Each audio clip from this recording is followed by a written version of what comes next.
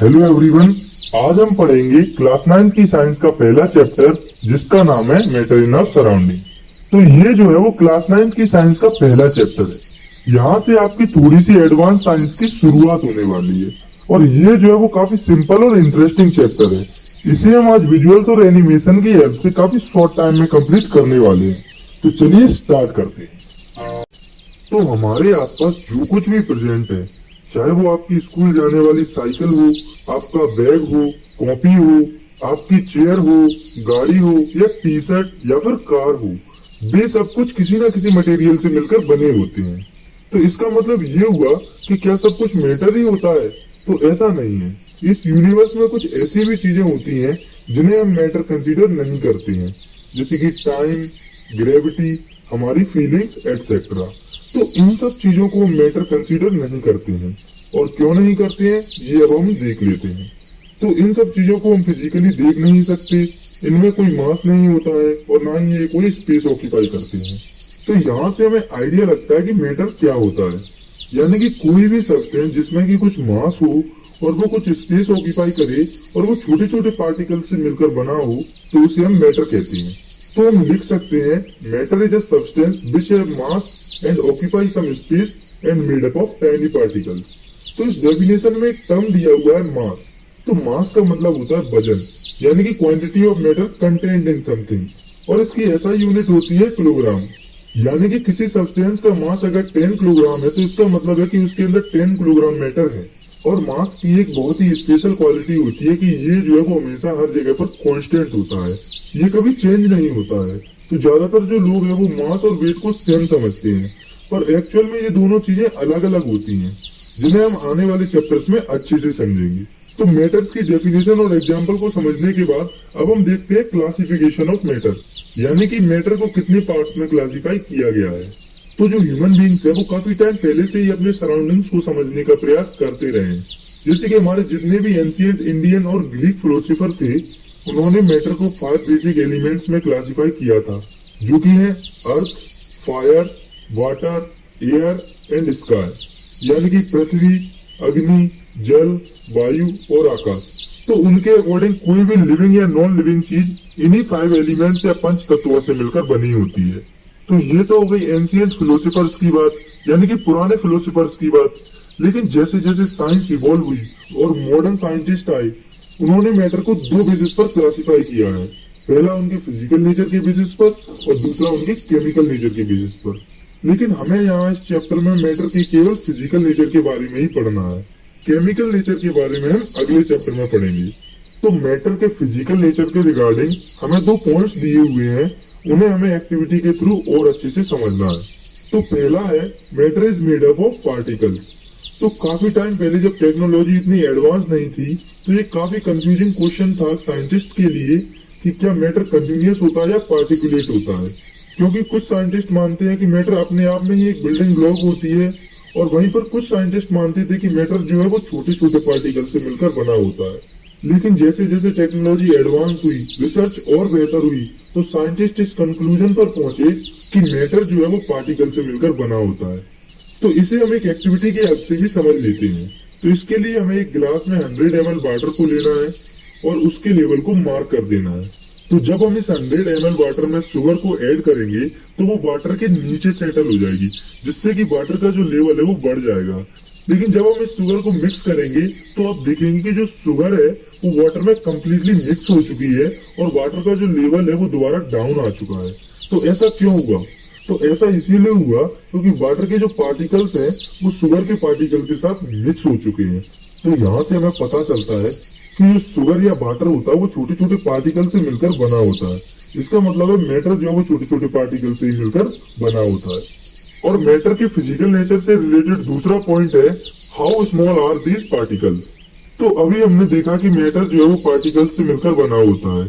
तो अब हमें ये देखना है कि ये पार्टिकल्स कितने छोटे होते हैं। तो इसे भी हम एक एक्टिविटी की हेल्प से समझेंगे। तो इसके लिए हमें एक ग्लास ट्यूब के अंदर 100 ml वाटर को लेना है और इसमें बिल्कुल थोड़ा सा पोटेशियम परमैंगनेट ऐड करना है। तो जब हम 100 ml वाटर में थोड़ा सा पोटेशियम परमैंगनेट ऐड करेंगे तो उसका जो कलर है वो कम्प्लीटली चेंज हो जाएगा। तो इस सॉल्यूशन के कलर को चेंज होने के बाद हम इस सॉल्यूशन में से 10 ml सॉल्यूशन को निकाल लेंगे और उसे दूसरे ग्लास ट्यूब में ऐड कर देंगे जिसमें कि 90 ml वाटर भरा हुआ है। तो जब 10 ml सॉल्यूशन को 90 ml वाटर में ऐड किया जाता है तो उस 90 ml वाटर वाले सॉल्यूशन का भी कलर चेंज हो जाता है। और अगर हम आगे इसी सॉल्यूशन में से 10 ml सॉल्यूशन को निकालकर एक और ग्लास ट्यूब में ऐड कर देंगे जिसमें कि 90 ml वाटर भरा हुआ है तो उसका भी कलर चेंज हो जाएगा। तो जब हम ऐसे ही इसी प्रोसेस को 5 to 8 टाइम्स कंटिन्यू करेंगे तब भी ग्लास ट्यूब का जो कलर है वो चेंज होगा। फिर भले ही बाद में ये जो कलर है वो थोड़ा सा कम डार्कर हो जाए, लेकिन हमें यहाँ से पता क्या चलता है? तो यहाँ पर अगर हम गौर करें तो हम देखेंगे कि थोड़े से पोटेशियम परमैंगनेट की वजह से कितने सारे ग्लास ट्यूब्स के वाटर का कलर चेंज हो गया। तो ऐसा हुआ क्यों? तो जब हम इसकी थोड़ी सी डिटेल्ड ऑब्जर्वेशन करते हैं तो हमें पता चलता है कि थोड़ा सा पोटेशियम परमैंगनेट जो कि वाटर में ऐड किया गया था वो वाटर में जाने के बाद काफी सारे छोटे छोटे पार्टिकल्स में ब्रेक हो जाता है। और जब हम इसी प्रोसीजर को और आगे कंटिन्यू करते हैं तो ये पोटेशियम परमैंगनेट और छोटे छोटे पार्टिकल्स में डिवाइड हो जाता है। तो यहाँ से हमें एक चीज पता चलती है कि जो मैटर होता है वो काफी छोटे छोटे पार्टिकल से मिलकर बना होता है। इनको जो पार्टिकल्स होते हैं वो हमारी इमेजिनेशन से भी काफी छोटे होते हैं। और अगर आप इस एक्टिविटी को घर पर करना चाहते हैं और आपके पास पोटेशियम परमैंगनेट नहीं है तो आप उसकी जगह पर 2 ml डिटॉल का यूज कर सकते हैं। तो मैटर के फिजिकल नेचर को देखने के बाद अब हमें समझना है characteristics of particles of matter, यानी कि जो मैटर के पार्टिकल्स होते हैं उनकी क्या क्या कैरेक्टरिस्टिक्स होते हैं। तो इनमें पहला है कि particles of matter are very small, यानी कि मैटर के जो पार्टिकल्स होते हैं वो काफी छोटे होते हैं। और इसे हमने अभी एक एक्टिविटी की हेल्प से प्रूव भी किया है। और मैटर के पार्टिकल्स का दूसरा कैरेक्टरिस्टिक्स है particle of matter attract each other, मतलब कि मैटर के जो पार्टिकल्स होते हैं वो एक दूसरे को अट्रैक्ट करते हैं।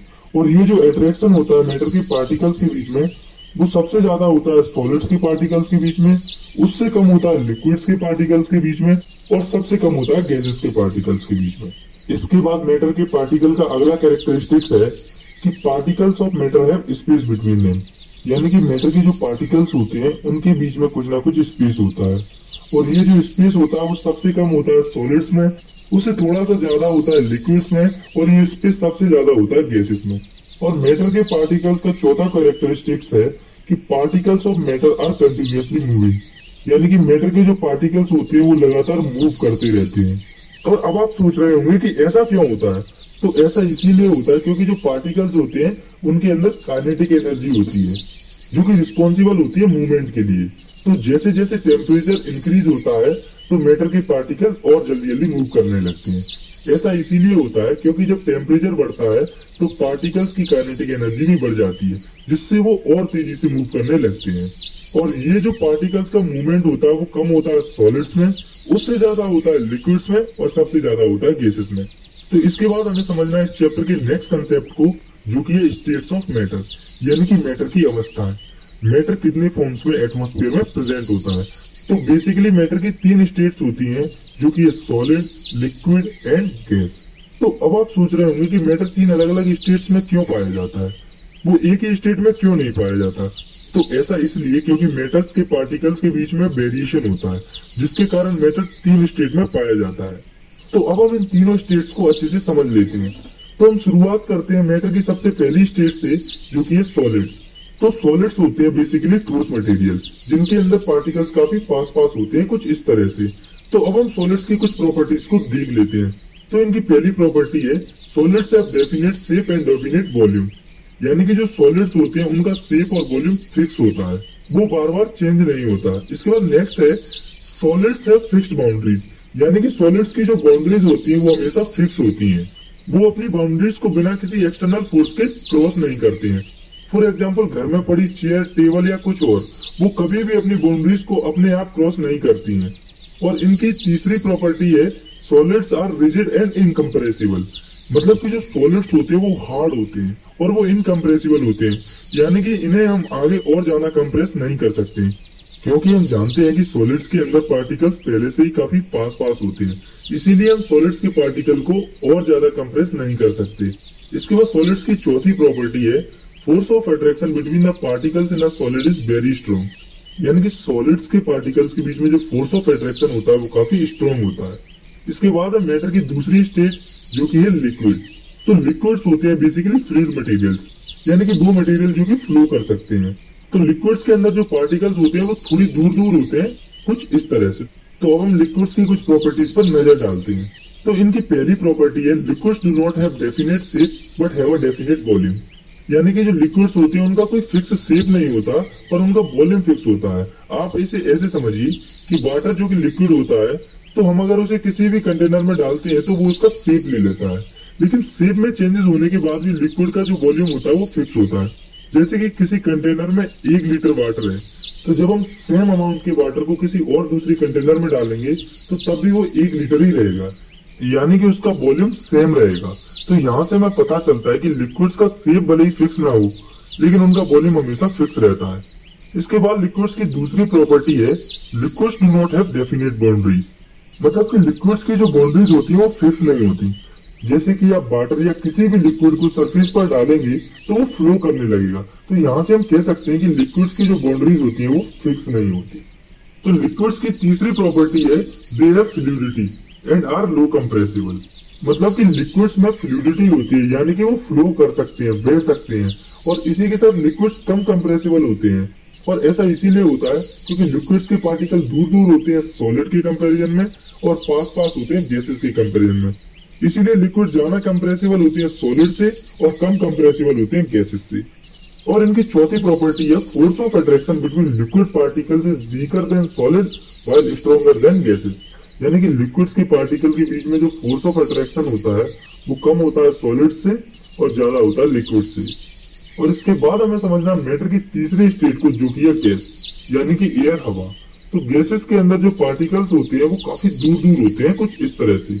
और अगर हम गैसेस की प्रॉपर्टीज पर नजर डालें तो उनकी पहली प्रॉपर्टी है gases do not have definite shape nor have fixed volume. यानी कि जो गैसेस होती है उनका शेप फिक्स नहीं होता और ना ही उनका वॉल्यूम फिक्स होता है। जैसे कि क्या आपने कभी हवा का कोई शेप देखा है या फिर कभी हवा का वॉल्यूम निकाला है? तो इसी से हम कह सकते हैं कि गैसेस का जो शेप और वॉल्यूम होता है वो फिक्स नहीं होता। ऐसे ही गैसेस की दूसरी प्रॉपर्टी है these do not have definite boundaries. यानी कि जो गैसेस होती है उनकी बाउंड्रीज फिक्स नहीं होती। और बात करें गैसेस की अगली प्रॉपर्टी की, तो वो है gases have fluidity and are highly compressible. मतलब कि गैसेस जो होती है वो फ्लो कर सकती हैं, यानी कि वो बह सकती हैं, और इसी के साथ गैसेस जो होती है वो हाईली कंप्रेसिबल भी होती हैं। और ऐसा इसीलिए होता है क्योंकि गैसेस के जो पार्टिकल्स होते हैं वो काफी दूर दूर होते हैं, जिससे जब हम उन पर प्रेशर लगाते हैं तो भी कंप्रेस हो जाते हैं, और इनकी जो कंप्रेसिबिलिटी होती है वो काफी ज्यादा होती है सॉलिड और लिक्विड दोनों के कंपेरिजन। और ऐसे ही गैसेस की चौथी प्रॉपर्टी है कि force of attraction between the gas particles is much weaker then those of solids and liquid. यानी कि गैसेस के पार्टिकल्स के बीच में जो फोर्स ऑफ अट्रैक्शन होता है वो काफी कम होता है सॉलिड्स और लिक्विड के कंपेरिजन में।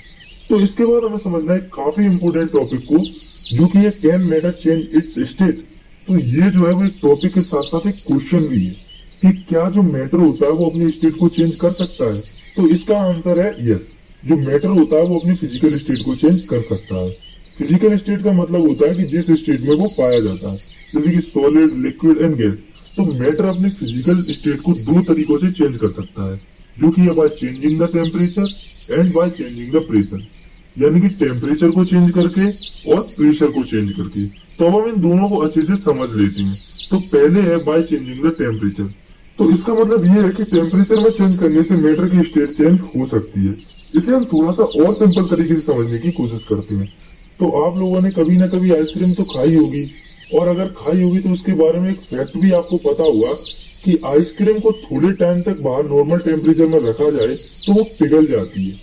तो यहाँ पर बेसिकली हुआ क्या कि जो आइसक्रीम जो पहले सॉलिड थी वो लिक्विड में कन्वर्ट हो गई। तो ऐसा हुआ क्यों?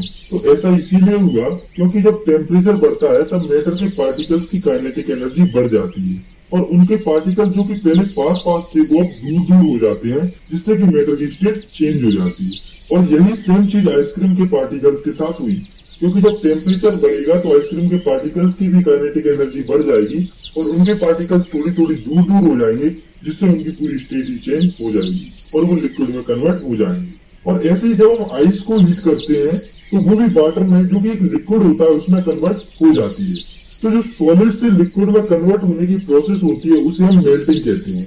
तो हम यहाँ से लिख सकते हैं the process of conversion of solid into liquid is called melting. For example ice का वाटर में कन्वर्ट होना या फिर आइसक्रीम का पिघलना एक्सेट्रा। तो ये तो हुआ सॉलिड का लिक्विड में कन्वर्जन, यानी कि मैटर की फिजिकल स्टेट सॉलिड से लिक्विड में कन्वर्ट होगी। तो क्या मैटर सिर्फ सॉलिड से लिक्विड में कन्वर्ट होता है? तो इसका जवाब है नहीं, क्योंकि मैटर लगभग अपनी सभी फिजिकल स्टेट्स को आपस में चेंज कर सकता है, और वही सब अब हम देखते हैं। तो अभी हमने देखा था कि सॉलिड टू लिक्विड कन्वर्जन। इसके बाद अब हम देखते हैं लिक्विड टू गैस का कन्वर्जन। तो आपने कभी भी नदी, तालाब या और किसी वाटर रिसोर्स को समर्स में देखा होगा, तो आपने नोटिस किया होगा कि उनका जो वाटर लेवल है वो नॉर्मल के कंपैरिजन में काफी कम हो जाता है। तो आपने कभी सोचा है कि ऐसा क्यों होता है? तो ऐसा इसीलिए होता है क्योंकि जब टेम्परेचर बढ़ता है तो लिक्विड के पार्टिकल्स और दूर दूर हो जाते हैं, जिससे वो गैसेस में कन्वर्ट हो जाते हैं। तो जब लिक्विड गैस में कन्वर्ट होता है तो उस प्रोसेस को हम बॉइलिंग कहते हैं। तो हम यहाँ से लिक्विड की डेफिनेशन लिख सकते हैं, the process of conversion of liquid into gas is called boiling. तो यहाँ तक हमने देखा कि जब हम टेम्परेचर इंक्रीज करते हैं तो मैटर की स्टेट कैसे चेंज होती है। तो यहाँ पर पहले सॉलिड लिक्विड में कन्वर्ट हुआ, उसके बाद लिक्विड गैस में कन्वर्ट हुआ। तो ये तो हो गया टेम्परेचर के इंक्रीज होने के कारण मैटर की स्टेट में चेंज। इसके बाद अब हम देखते हैं मैटर की स्टेट में चेंज टेम्परेचर के कम होने पर। तो अभी यहाँ पर लिक्विड जो है वो गैस में कन्वर्ट हुआ था। तो अगर हम इस गैस का टेम्परेचर कम कर दें तो क्या ये दोबारा लिक्विड में कन्वर्ट हो जाएगी? तो इसका आंसर है यस। तो ऐसा इसीलिए होगा क्योंकि जब हम टेम्परेचर को कम करेंगे तो गैसेस के जो पार्टिकल्स हैं उनकी काइनेटिक एनर्जी कम हो जाएगी, जिससे वो पास पास में आ जाएंगी और उनकी स्टेट चेंज हो जाएगी, और जो गैस है वो लिक्विड में कन्वर्ट हो जाएगी। और गैस के जो लिक्विड में कन्वर्ट होने की प्रोसेस होती है उसे हम कंडेंसेशन कहते हैं। तो यहाँ से हम कंडेंसेशन की डेफिनेशन लिख सकते हैं, the conversion of gas into liquid is called condensation. और मान लो ये जो लिक्विड है जो कि गैस से कन्वर्ट हुआ है, इसका टेम्परेचर हम और ज्यादा कम कर दें तो क्या ये सॉलिड में कन्वर्ट हो जाएगा? तो इसका भी आंसर है बिल्कुल हो जाएगा, पर ऐसा इसीलिए होगा क्योंकि जब टेम्परेचर और ज्यादा कम होगा तो लिक्विड्स के जो पार्टिकल है उनकी काइनेटिक एनर्जी और ज्यादा कम हो जाएगी, जिससे उनके जो पार्टिकल्स है वो और ज्यादा पास पास में आ जाएंगे, जिससे कि वो सॉलिड्स में कन्वर्ट हो जाएंगे। और इस लिक्विड की सॉलिड में जो कन्वर्ट होने की प्रोसेस होती है इसे फ्रीजिंग कहा जाता है। तो हम यहाँ से लिख सकते हैं, the process of conversion of liquid into solid is called freezing. तो ये तो थे एंड टू एंड कन्वर्जन, जैसे कि solid to liquid, liquid to gas etcetera. लेकिन हमें यहाँ पर तो और कन्वर्जन को समझना है जो कि एंड टू एंड नहीं होती, वो डायरेक्ट कन्वर्जन होती है, जैसे कि solid to gas, gas to solid. तो अभी हमने देखा कि अगर सॉलिड गैस में कन्वर्ट होगा तो उसे बीच में लिक्विड में भी कन्वर्ट होना पड़ेगा। तो सोचने वाली बात यह है कि क्या सॉलिड डायरेक्टली गैस में कन्वर्ट हो सकता है?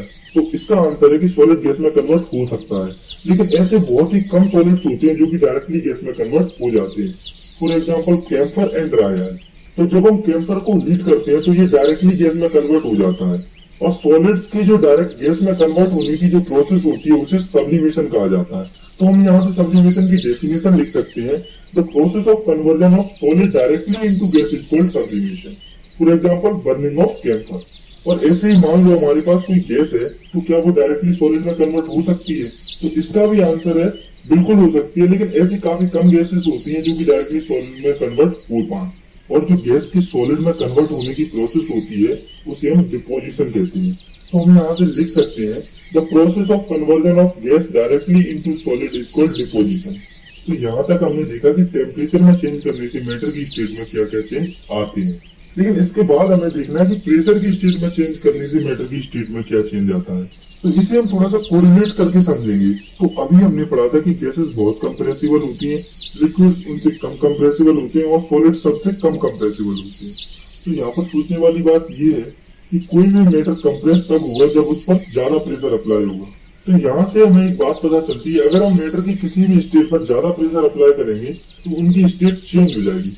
फॉर एग्जाम्पल आपने कभी न कभी ऐसा लाइटर तो देखा होगा, तो इस लाइटर में जो लिक्विड भरा हुआ होता है वो एक्चुअली में गैस होती है, जो कि प्रेशर अप्लाई करने से काफी कंप्रेस हो जाती है और लिक्विड स्टेट में कन्वर्ट हो जाती है। तो जब हम लाइटर के इस बटन को दबाते हैं तो यहाँ पर आग लगने लगती है। वो आग बेसिकली गैस ही होती है जो कि इस बटन को दबाने से लिक्विड से कन्वर्ट हुई है, क्योंकि जब लाइटर का बटन दबाया जाता है तो लिक्विड्स का जो प्रेशर होता है वो कम हो जाता है, जिससे कि वो दोबारा गैस में कन्वर्ट हो जाता है। और ऐसे ही मैटर की एक और सॉलिड फॉर्म होती है ड्राई आइस। तो जब हम ड्राई आइस का प्रेशर कम करते हैं तो वो गैस में कन्वर्ट हो जाती है। चलिए इसे थोड़ा सा और सिंपल करते हैं। तो आप सबने गैस सिलेंडर तो देखा होगा, तो क्या जो गैस सिलेंडर होते हैं या फिर हॉस्पिटल में जो ऑक्सीजन सिलेंडर होते हैं उनमें गैस भरी होती है? तो इसका जवाब है हाँ। लेकिन वो जो गैस होती है उसे लिक्विड फॉर्म में कन्वर्ट किया जाता है उस पर काफी प्रेशर अप्लाई करके। तो यहाँ तक हमने देखा कि टेम्परेचर या प्रेशर को अप्लाई करने से मैटर की जो स्टेट है उसमें चेंज आ जाता है। तो इसका मतलब ये हुआ कि मैटर की जो स्टेट चेंज होती है उसमें कुछ ना कुछ एनर्जी इन्वॉल्व होती है, कहीं हीट के फॉर्म में, कहीं प्रेशर के फॉर्म में। तो इसी से रिलेटेड हमें टर्म को समझना है जो कि है लेटेंट हीट। तो इसकी डेफिनेशन हो जाएगी the energy which has to be supplied to change the state of a substance is called latent heat. मतलब कि ये वो हीट एनर्जी होती है जो कि हमें सप्लाई करनी पड़ती है किसी भी सब्सटेंस की स्टेट को चेंज करने के लिए। और ये जो लेटेंट हीट होती है इसे कैपिटल एल से डिनोट किया जाता है। तो एल इक्वल्स टू दिया हुआ है क्यू अपॉन एम, तो जिसमें कि क्यू है एनर्जी एब्जॉर्ब्ड और रिलीज और एम है मास। तो लेटेंट हीट की ऐसा यूनिट हो जाएगी जूल्स पर केजी। तो लेटेंट हीट से रिलेटेड आपको खुद कुछ एग्जांपल्स को प्रैक्टिस करना है। तो चलिए एक न्यूमेरिकल हम यहीं पर प्रैक्टिस कर लेते हैं। तो क्वेश्चन है the substance have mass of 9400 gram and have latent heat of 13 joule पर KG, find the energy release और एब्जॉर्ब्ड। तो सबसे पहले हमें जो गिवन है हम उसे लिख लेंगे। तो हमें लेटेंट हीट दी हुई है 13 जूल पर केजी और मास दिया हुआ है 9400 ग्राम। तो पहले हम इस मास को इसकी एसआई यूनिट जो की होती है किलोग्राम उसमें कन्वर्ट कर लेंगे। तो हमारा मास हो जाएगा किलोग्राम में 9.4 किलोग्राम। तो हम यहाँ से इन दोनों वैल्यूज को लेटेंट हीट के फॉर्मूले में रख देंगे। तो हमें एल दिया हुआ है 13 और मास दिया हुआ है 9.4। तो जब हम इस इक्वेशन को सॉल्व करेंगे तो हमारी एनर्जी आ जाएगी 122.2 जूल्स पर केजी। तो अब आपको खुद की तरफ से इस टॉपिक पर कुछ और न्यूमेरिकल्स को प्रैक्टिस करना है जिससे कि आपका ये जो कंसेप्ट है वो एकदम क्लियर हो जाए। तो अब आपको समझना है एक ऐसे टॉपिक को जो कि आपको काफी काम आने वाला है इस चैप्टर में भी और आगे आने वाली सभी क्लासेस में भी। तो मैं बात कर रहा हूँ टेम्परेचर की। तो हम टेम्परेचर को थोड़ा सा अच्छे से समझ लेते हैं। तो basically temperature is the measure of degree of hotness of a body. यानी कि जो टेम्परेचर होता है वो किसी भी बॉडी की हॉटनेस को मेजर करने का मीडियम होता है और इसकी ऐसा यूनिट होती है केल्विन। लेकिन जनरली इसे दो और यूनिट्स में मेजर किया जाता है जो कि डिग्री सेल्सियस और फ़ारेनहाइट। और टेम्परेचर को मेजर करने के लिए जिस इंस्ट्रूमेंट का यूज किया जाता है वो होता है थर्मामीटर। तो आप कभी डॉक्टर के पास गए होंगे तो आपने नोटिस किया होगा कि डॉक्टर आपके बुखार को नापने के लिए एक इंस्ट्रूमेंट देता है, वो इंस्ट्रूमेंट थर्मामीटर ही होता है जो कि आपकी बॉडी की हीट को मेजर करता है। तो अभी हमने देखा था कि टेम्परेचर को 3 यूनिट्स में मेजर किया जाता है जो कि केल्विन, डिग्री सेल्सियस और डिग्री फ़ारेनहाइट, जिसमें कि केल्विन ऐसा यूनिट है और ये जो दोनों है वो नॉर्मल यूनिट्स हैं। तो अब हमें क्या करना है, तो अब हमें इन तीनों के बीच के रिलेशन को देखना है और इसी के साथ हमें ये भी देखना है कि हम टेम्परेचर की एक यूनिट को दूसरी यूनिट में कैसे कन्वर्ट कर सकते हैं। तो इसके लिए हम 3 कॉलम बना लेंगे, एक केल्विन का, सेल्सियस का और फ़ारेनहाइट का। तो पहले तो आपको ये याद रखना है कि हम सेल्सियस और फ़ारेनहाइट पर डिग्री लगाते हैं और केल्विन पर डिग्री नहीं लगाते। तो हम इन तीनों को सेल्सियस के थ्रू रिलेट करेंगे। तो आप ये याद रखें कि केल्विन इक्वल्स टू होता है टेम्परेचर इन सेल्सियस प्लस 273.15, यानी कि 1 केल्विन होता है जितना टेम्परेचर सेल्सियस में दिया गया है प्लस 273.15। तो हम अभी के लिए 0.15 को इग्नोर करेंगे। तो सिंपली हो जाएगा kelvin equals to Celsius plus 273। तो अब हम सेल्सियस और केल्विन के बीच में कुछ टेम्परेचर चेंज की प्रैक्टिस करते हैं। तो मान लो कि हमें टेम्परेचर दिया हुआ है 30 डिग्री सेल्सियस और आपको इस टेम्परेचर को केल्विन में कन्वर्ट करना है। तो इसके लिए आपको जितना टेम्परेचर डिग्री सेल्सियस में है उसमें 273 को प्लस कर देना है। तो यहाँ से हमारा टेम्परेचर आ जाएगा 303 केल्विन। तो ये तो हमने डिग्री सेल्सियस को केल्विन में कन्वर्ट किया। तो इसके बाद हम कन्वर्ट करते हैं केल्विन को डिग्री सेल्सियस में। तो इसके लिए आपको कुछ नहीं, सिर्फ इस इक्वेशन में वैल्यूज को पुट करना है। तो मान लो कि हमें टेम्परेचर दिया हुआ है केल्विन में 349 केल्विन, इसे हमें डिग्री सेल्सियस में कन्वर्ट करना है। तो इसके लिए कुछ नहीं, हमें इसी फॉर्मूलेज में वैल्यूज को पुट करना है। तो जब हम 349 केल्विन में से 273 को सब्सट्रैक्ट करेंगे तो हमारा जो टेम्परेचर है वो डिग्री सेल्सियस में आ जाएगा। तो यहाँ से हमारा टेम्परेचर आ जाएगा 76 डिग्री सेल्सियस। तो हम इसके बाद अगली यूनिट में टेम्परेचर चेंज को समझते हैं जो कि है डिग्री फ़ारेनहाइट। तो temperature in Fahrenheit equals to होता है 9/5 into temperature into Celsius plus 32। तो अगर आपको डिग्री सेल्सियस में टेम्परेचर दिया हुआ है तो आप उसे इस इक्वेशन में रखकर फ़ारेनहाइट में कन्वर्ट कर सकते हैं। तो चलिए इसकी कुछ प्रैक्टिस करते हैं। तो मान लो कि आपको टेम्परेचर दिया हुआ है 114 डिग्री सेल्सियस, तो आपको इसे फ़ारेनहाइट में कन्वर्ट करना है। तो जब आप इस फॉर्मूले में वैल्यू को पुट करोगे तो हमारा टेम्परेचर आ जाएगा फ़ारेनहाइट में 237.2 फ़ारेनहाइट। तो ऐसे ही अगर आपको कोई टेम्परेचर फ़ारेनहाइट में दिया हुआ है तो आप उसे टेम्परेचर में कन्वर्ट कर सकते हैं। तो चलिए इस पर भी हम एक प्रैक्टिस करते हैं। तो मान लो कि आपको टेम्परेचर दिया हुआ है फ़ारेनहाइट में 181 फ़ारेनहाइट और आपको इसे डिग्री सेल्सियस में कन्वर्ट करना है। तो जब आप इसी इक्वेशन में वैल्यूज को सही से पुट करेंगे तो आपका आंसर आएगा 82.77 डिग्री सेल्सियस। तो यहाँ से हमें एक बात पता चलती है कि ये जो टेम्परेचर की तीनों इक्वेशन है वो आपस में इंटरकनेक्टेड है। तो अब आपको टेम्परेचर चेंज की भी घर पर थोड़ी और प्रैक्टिस करनी है जिससे आपका ये वाला कॉन्सेप्ट भी एकदम क्लियर हो जाए। तो इसके बाद है हमारे इस चैप्टर का आखिरी टॉपिक जो कि है इवोपोरेशन। तो आपने कभी नोटिस किया होगा कि समर्स में वाटर का जो लेवल होता है वो काफी कम हो जाता है, तालाब नदियां लगभग सूख जाती हैं। तो ऐसा क्यों होता है? तो ऐसा होता है इवोपोरेशन के कारण, क्योंकि समर्स में टेम्परेचर काफी ज्यादा हो जाता है जिससे कि वाटर अपनी लिक्विड स्टेट को गैसियस स्टेट में कन्वर्ट कर लेता है और वो वेपर बन के उड़ जाता है। तो यहाँ पर सोचने वाली बात ये है कि वाटर जो है वो अप्रोक्स 100 डिग्री सेल्सियस पर वेपर में कन्वर्ट होता है, लेकिन समर्स में टेम्परेचर 100 डिग्री सेल्सियस तक तो पहुंचता नहीं है। तो फिर वाटर वेपर में कन्वर्ट होता कैसे है? क्योंकि हमने तो ये पढ़ा है कि वाटर 100 डिग्री सेल्सियस पर बॉयल करता है। तो ये हम समझेंगे इवोपोरेशन की डेफिनेशन से। तो it is a surface phenomenon in which liquid changes into vapours at any temperature below its boiling point.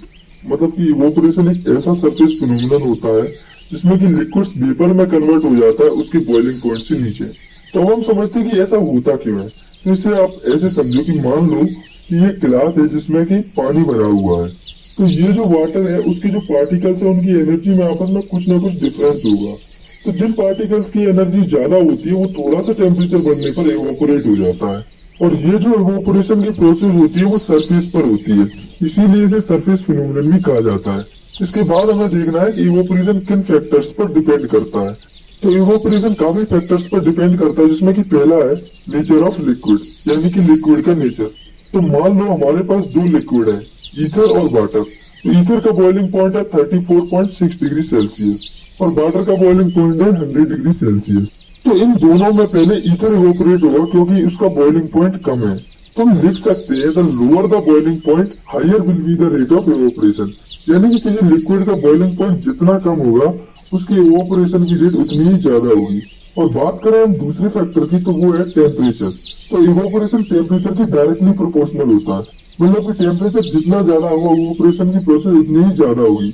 इसे आप ऐसे समझिए कि समर्स में टेम्परेचर ज्यादा होता है इसीलिए इवोपोरेशन ज्यादा होती है। और ऐसा इसीलिए होता है क्योंकि टेम्परेचर के बढ़ने से लिक्विड्स के पार्टिकल की जो काइनेटिक एनर्जी होती है वो भी बढ़ जाती है, जिससे वो आसानी से अपने पार्टिकल्स के बीच के फोर्स ऑफ अट्रैक्शन को ओवरकम कर लेते हैं जो कि सरफेस पर प्रेजेंट होते हैं। इसके बाद इवोपोरेशन का तीसरा फैक्टर सरफेस एरिया। तो जो सरफेस एरिया होता है वो डायरेक्टली प्रोपोर्शनल होता है इवोपोरेशन के, यानी कि जितना ज्यादा सरफेस एरिया होगा उतना ही ज्यादा इवोपोरेशन होगा। इसे आप ऐसे समझो कि आप में से ज्यादातर बच्चे दूध पीकर स्कूल जाते हो। तो आपने कभी नोटिस किया होगा कि गिलास में दूध काफी गर्म है और आपको स्कूल जाने के लिए लेट हो रहा है। तो ऐसी सिचुएशन में आपकी जो माँ है वो आपके गिलास से दूध को निकालकर बड़ी पतीले में डाल देंगी। तो वो ऐसा क्यों करती है? तो वो ऐसा करती है दूध को ठंडा करने के लिए, क्योंकि जब दूध बड़े पतीले में शिफ्ट होगा तो उसका सरफेस एरिया बढ़ जाएगा जिससे कि वो जल्दी इवोपोरेट हो जाएगा। इसके बाद है इवोपोरेशन का चौथा फैक्टर जो कि है विंड वेलोसिटी। तो ये भी इवोपोरेशन की डायरेक्टली प्रोपोर्शनल होता है, यानी कि विंड की स्पीड बढ़ने से इवोपोरेशन की रेट बढ़ जाती है। जैसे कि जब हम अपने कपड़ों को सुखाने के लिए डालते हैं तो जब हवा चलती है तो हमारे जो कपड़े होते हैं वो जल्दी सूख जाते हैं और जब हवा नहीं चलती तो हमारे कपड़े काफी देर में सूखते हैं। तो हम यहाँ से कह सकते हैं कि विंड की स्पीड बढ़ने से इवोपोरेशन की स्पीड बढ़ जाती है। इसके बाद है हमारा लास्ट फैक्टर जो कि है ह्यूमिडिटी। तो ये इवोपोरेशन पर कैसे डिपेंड होती है ये हम बाद में देखेंगे। पहले हम ये समझते हैं कि ह्यूमिडिटी क्या होती है। तो humidity is the presence of water vapour in air, मतलब कि एयर में वाटर वेपर के जो मॉलिक्यूल होते हैं उसे हम ह्यूमिडिटी कहते हैं। तो आपने कभी नोटिस किया होगा कि बरसात के मौसम में हमें हवा थोड़ी चिपचिपी लगने लगती है। तो ऐसा होता है एयर में वाटर वेपर के ज्यादा होने के कारण, या यूं कहें ह्यूमिडिटी के कारण। तो जब भी ह्यूमिडिटी ज्यादा होती है तो इवोपोरेशन स्लो होता है और जब भी ह्यूमिडिटी कम होती है तो इवोपोरेशन फास्ट होता है। जैसे आप ऐसे समझिए कि सड़क पर या सड़क के किनारे कोई गड्ढा है और उसमें पानी भर गया है। तो हमें इसकी दो सिचुएशंस को मान के चलनी है। तो पहली ये है कि गड्ढों में पानी गर्मियों में भरा है और दूसरी सिचुएशन है कि गड्ढों में पानी बरसात के टाइम पर भरा है। तो अब आप ही बताइए कि कौन से टाइम पर वाटर जल्दी इवोपोरेट होगा? तो ऑब्वियसली वाटर समर्स में ही जल्दी इवोपोरेट होगा रेनी सीजन के कंपेरिजन में, क्योंकि समर्स में ह्यूमिडिटी काफी कम होती है रेनी सीजन के कंपेरिजन में। इसके बाद हमें समझना है इवोपोरेशन की एक और प्रॉपर्टी को, जो कि है इवोपोरेशन ऑलवेज कॉज कूलिंग। मतलब कि जब भी इवोपोरेशन की प्रोसेस होती है तो वो कूलिंग कॉज करती है। और ये कूलिंग इसीलिए होती है क्योंकि जब भी लिक्विड पार्टिकल वेपराइज होता है तो वो अपने आसपास सराउंडिंग से एनर्जी लेता है अपनी खुद की फोर्स ऑफ अट्रैक्शन को ब्रेक करने के लिए। तो जब सराउंडिंग में से एनर्जी लिक्विड पार्टिकल्स में चली जाएगी तो इसका लॉस हो जाएगा, जिससे कि हमें कूलिंग देखने को मिलेगी। और इसका एग्जांपल है, अगर आपने कभी पेट्रोल को अपने हाथ में लिया हो तो आपने नोटिस किया होगा कि पेट्रोल जो है वो हवा में उड़ जाती है और आपके हाथ में आपको ठंडक महसूस होती है। तो इससे हम बिल्कुल कह सकते हैं कि जब भी इवोपोरेशन की प्रोसेस होती है तो वो कूलिंग कॉज करती है। तो बिल्कुल लास्ट में हमें थोड़ी सी एडिशनल इंफॉर्मेशन और लेनी है, जो कि है मैटर की दो नई स्टेट्स के बारे में।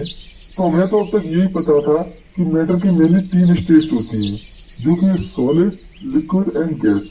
लेकिन रिसेंट टाइम्स में मैटर की 2 नई स्टेट्स भी डिस्कवर की गई हैं, जो कि प्लाज्मा और बीईसी, यानी कि बॉयज आइंस्टाइन कंडेंसेट।